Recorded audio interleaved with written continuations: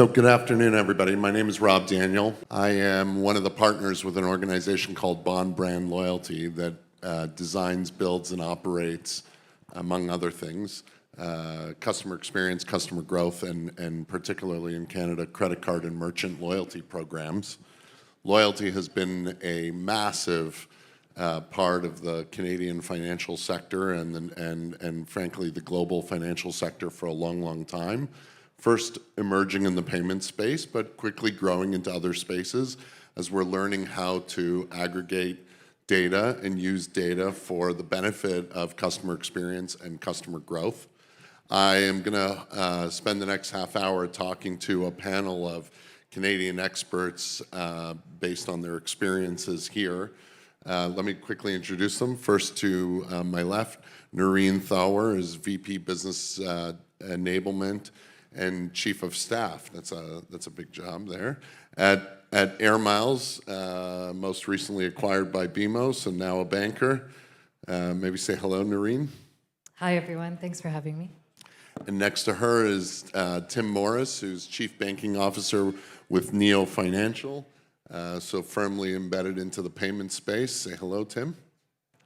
Good afternoon. Hey, proud Canadian company here at Neo. Proud Canadian company, and part of some of the development story we just heard from the minister.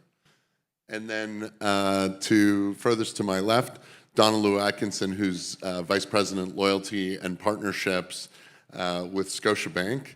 Donna, do you want to say hello? Yep. Good afternoon, everybody. Thanks for having me and the panel at large. Thank you. So full disclosure, I just met Nurin and Tim. Donna and I know each other for a long, long time. Bond Brand Loyalty, among other things, is a technology and marketing and data partner for the SCENE program. And as a result, we've got a long relationship through the work that Scotia does with SCENE. I'm going to tee up what I think is the major issue inside the loyalty space. If we're talking about credit card loyalty and financial services loyalty as a whole, here's the fastest way for a 30-minute panel to get started. Loyalty programs in Canada continue to be tremendously relevant. It is by far and away the #1 driver of credit card choice as well as first out of wallet credit card selection. That primacy extends into everyday banking and other areas of the bank. When we ask people about things like their likelihood to continue doing business, their likelihood to modify the brands they work with, their likelihood to spend more, and then of course the famous likelihood to recommend. In all cases, when they are satisfied and engaged with their credit card loyalty program or with a merchant loyalty program, the responses to those 4 answers are very, very high. So programs are doing what they're intended to do, and they're highly effective.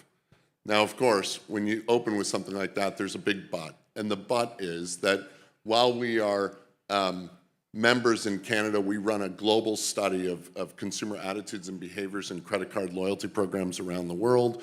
While we are members of some 16 or 17 credit card and merchant loyalty programs, at any given time, we are only active and engaged in about half of those.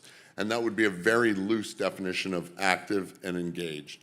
Second is, we are hearing increasingly from issuers and from merchants that this is becoming a difficult game to play, primarily because the expectations continue to rise, and expectations not just for customer experiences and engagement, which might be a little bit more affordable, but specifically for that valued point and currency.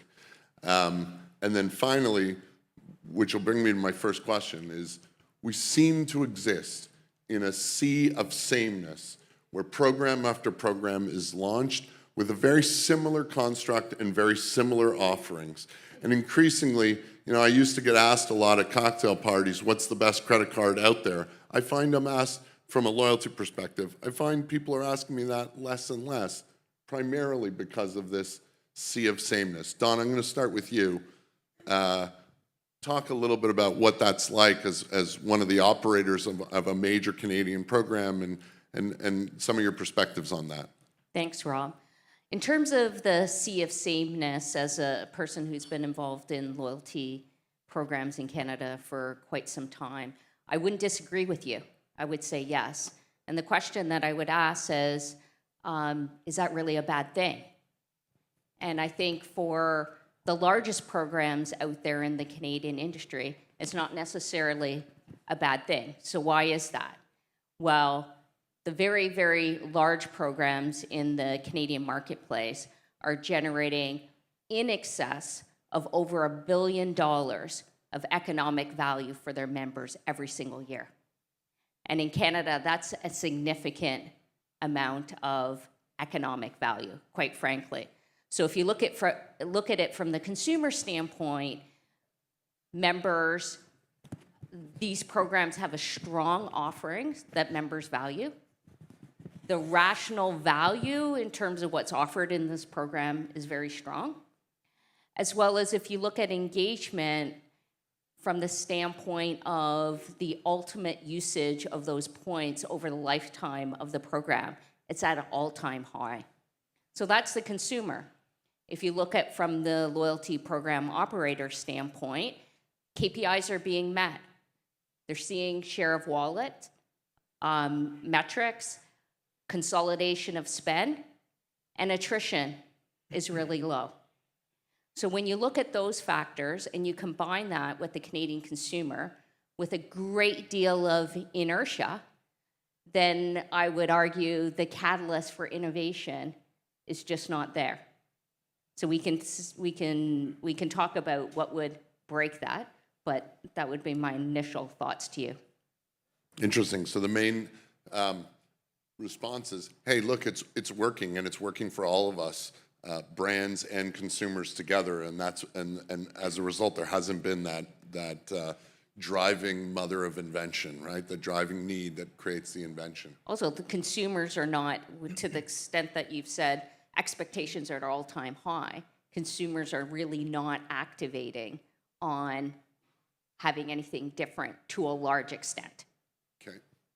Nurin, I'm going to go to you next. Tim, we're going to, after the big banks, I'm expecting you to really step in here and impress. Do you agree with Donna? Are you on the same page? Maybe the sea of sameness isn't quite the challenge that I set up front? I think in terms of bank loyalty programs, there is some sea of sameness. Air Miles is in a unique place because we were a standalone loyalty program for 30 plus years and now have the pleasure to work with a big bank. From an Air Miles perspective, we see the value to Canadians in terms of loyalty at an all-time high. Folks are struggling and they're looking for ways to improve their day-to-day lives and get small rewards all the time. So we do see a change from interest maybe in travel to more e-vouchers. I think loyalty definitely has a space. I think that bank programs in general do have a bit of sameness, but they're valuable right now. I'm interested to hear about how NEO is bringing new innovation to the market, but yeah, I think I would agree. Great. Tim, you obviously are in a space that needs to differentiate from the big banks. Tell us a little bit more about how you might stand out in this sea of sameness and if it's even a problem for you. Yeah, it's interesting. When you ask the question, I kind of think of it two ways. One, you're asking about the sea of sameness, maybe in the context of what you just said, how do you actually compete and stand out? And then the other side of it is, I think more of an implication that maybe it's not benefiting everyone to the degree that we think it is. So on the first part, a little bit background in terms of NEO and the take that we've got on this. NEO was really founded on an opportunity that our group saw to put some more agency back in the hands of merchants and customers. And it was the fact that they're not participating in a lot of the rewards that are out there and the programs that are very well known to us in terms of the status quo and how we're set up and structured in Canada. But we couldn't just, out of the gates as a fintech, just pile a bunch of dollars behind a rewards program and make it work.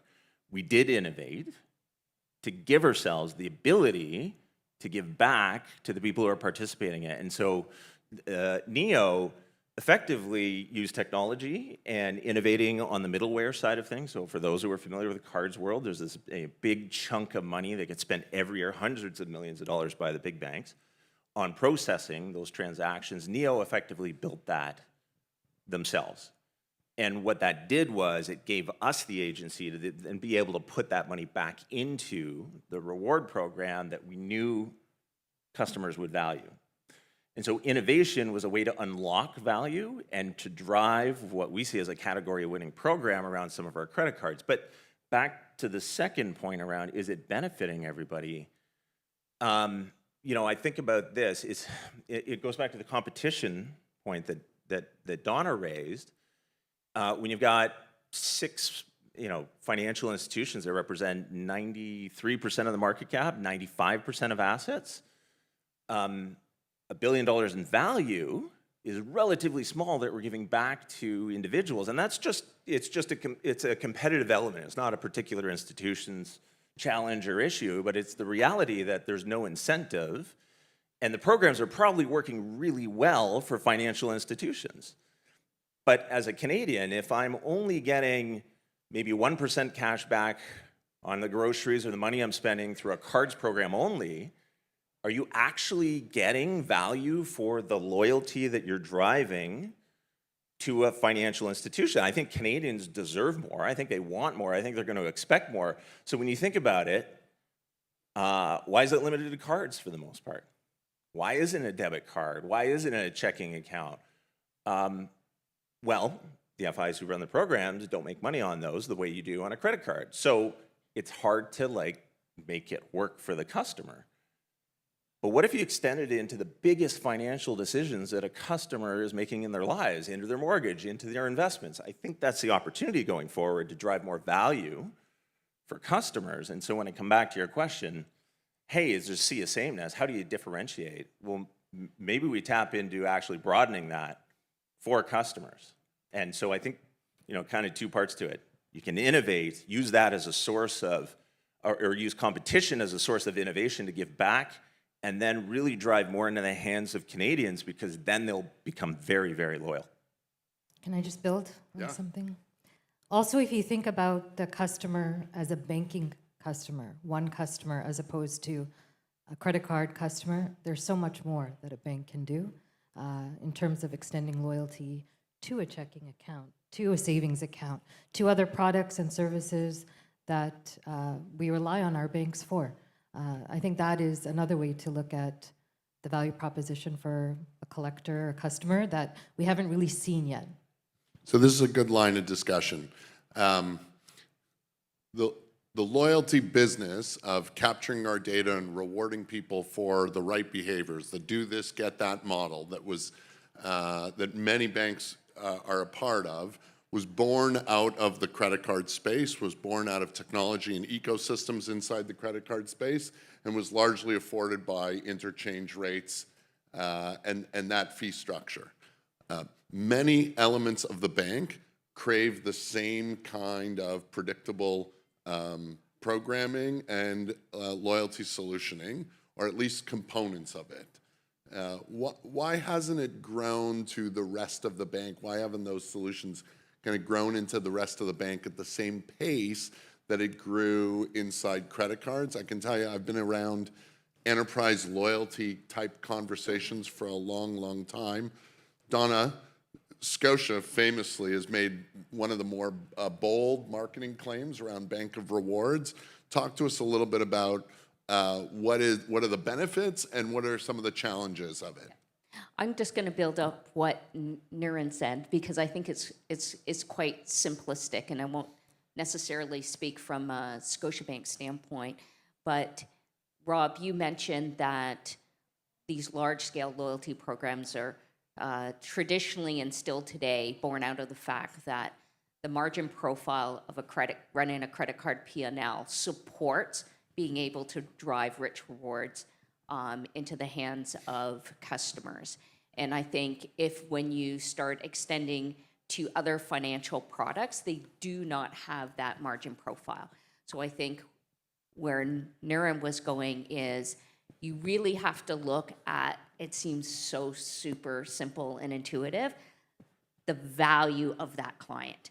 And for a large part in the financial industry, I'll just talk about that, companies haven't gotten there yet, quite frankly. And so there is white space should you be able to get there. And it's not challenging. It just requires breaking down silos on how we in the financial industry like to carve up different products and are held accountable for profitability. Yeah, just to build on that, so I'm new to the world of banking. Air Miles has been part of BMO for about 2 years now, and you know, each product line, each area of the business has their own P&L. Quarter end, we roll up and we see how it all comes together. You know, the idea of one customer, one client, we're really into that at BMO, but we have a long way to go. And you know, from a loyalty perspective, getting a collector to choose your credit card versus someone else to make a payment, it's a fairly small decision.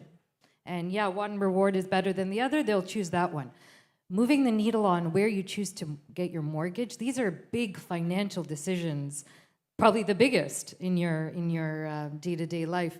Some points are not going to help you make that decision. What you need is an ecosystem to be part of. And if a bank looked at that, you know, through a holistic perspective, that ecosystem, the value of that customer would be so engaging that you would be able to do a lot more. And Has Air Miles strengthened BMO's ability to do this at a enterprise level as opposed to at a card level? I see you looking right at your boss. Look at me. It's just a tool for us. not my boss, my peers. I think we're on a journey. Air Miles and BMO, as I said, it's been 2 years, and it takes a long time to make change in this industry. We're able to share data more now and create a better picture of our customer. So I think we're on our way. Are we there yet completely? No, but that was the proposition in terms of BMO acquiring Air Miles. So we'll get there. Yeah, I want to jump in because dirty secret, I have to admit out here, if anyone looks at my LinkedIn profile, I worked at a big bank. I also worked at a digital bank, and now I work at a fintech. And the experience I had was that some more forward-looking FIs, like a Scotia, actually have a Donna, which is huge. Like there's a differentiator, and I think that has the potential to drive change.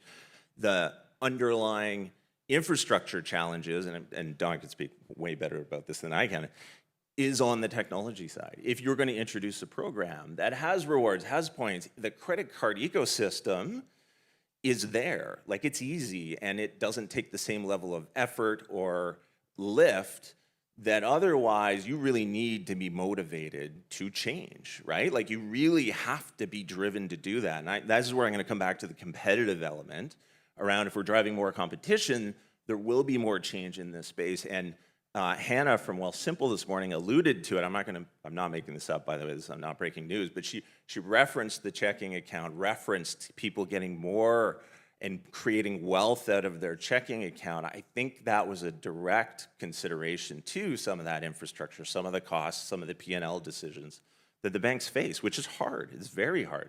So technology is a huge differentiator. Momentum is a huge differentiator, as is competition. Like I think if there's more competition, we'll see that change. Just to build off of Tim and go someplace different, because I agree on what you're saying. But I think a lot of what needs to change, quite frankly, is consumer expectations. So I think as much as you say they're getting higher, consumers are really not changing their expectations. And I'll tell you what I mean by that. If you look at the value of the currency sitting on people's, sitting in member accounts, I think the consumer mindset, loyalty programs are extremely emotional and not at all rational, which people find hard to believe. And they think about their points as something over there driven by consumerism and appetite. I'm going to treat myself, which is great. But if you look at actually the value that's locked into these programs, consumers should be thinking about, how is this part of my financial picture? And I think Tim was going there originally. And how, I mean, we could be talking about thousands of dollars a year. In an economy like this, can you afford to say, hey, my $5,000 a year or over 2 years I've been able to generate, I'm going to keep it over here as my slush fund, right? How are we thinking about the financial health, the investment component, the paying down debt component? But guess what?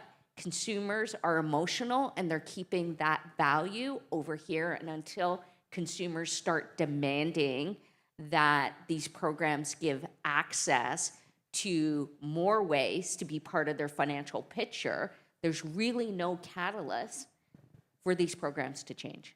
And I actually I think, you know, with a credit card as a consumer, you also feel you have the agency. You can go get a different card. You can make a choice in a rewards program, whatever it is. With a mortgage, I think it's also more of a, oh, the bank holds all the cards. Where's my ability to negotiate with the bank? Where's my ability to be able to demand more on that? And so it is very much an emotional, but it's also a mindset consideration that, you know, doesn't change very quickly for Canadians. And it's a big challenge for us. Nurin, you want in on this? Yeah, I just wanted to build on Donna's point about the bank that consumers are holding with their points. We see it a little differently. So at Air Miles this year, one of the things we've noticed is, as a result of the economy, no surprise here, collectors are looking for a lot more flexibility and demanding it. So we launched a newer feature allowing collectors to transfer balances from Dream, which is for travel, to cash. And we've seen a big uptick in our in the interest in this feature, because folks are looking for flexibility to be able to use their repository for rewards right now, including for e-vouchers, for cash, for merch that they could benefit from, as opposed to maybe saving those points for travel. Not everyone works like that anymore, because we're traveling less. We're traveling less to the US, and looking for rewards now that are going to make a difference in this month's expenses. Okay, well, there you have it, folks. I think we've had a good discussion. We're at time. We'll leave it with a clear, I think, alignment that there is still tremendous opportunity to evolve and innovate in this space. It intersects with so many of the conversations that are had inside this room. I appreciate you having us, Gary. Thank you. Oh, thank you. Thanks, That was Gary. great.